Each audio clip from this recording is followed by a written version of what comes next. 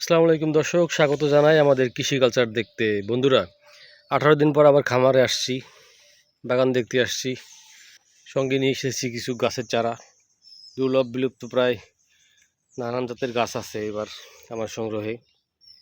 এই গাছগুলো এবার বৃক্ষমেলায় সংগ্রহ করছিলাম, তার ভিতরে সুন্দরবনের সুন্দরী গাছও আছে।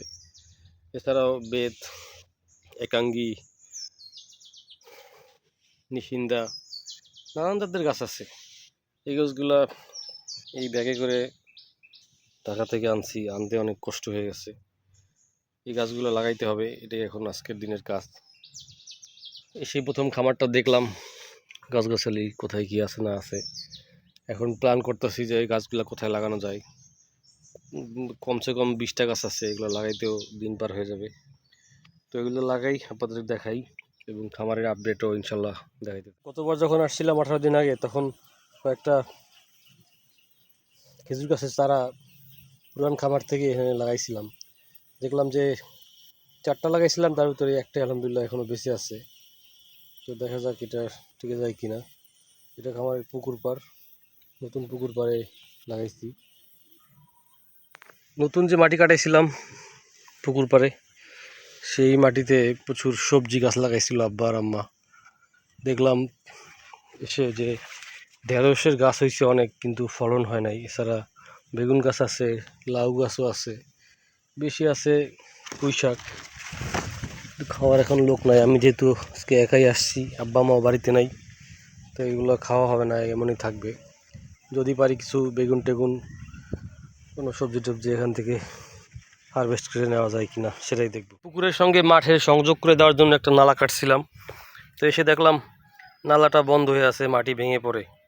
তো এই নালাটা খুলে দিতে হবে যাতে পুকুরের পানি ঢোকে, সাথে কিছু মাছের পোনা টোনাও ঢোকে।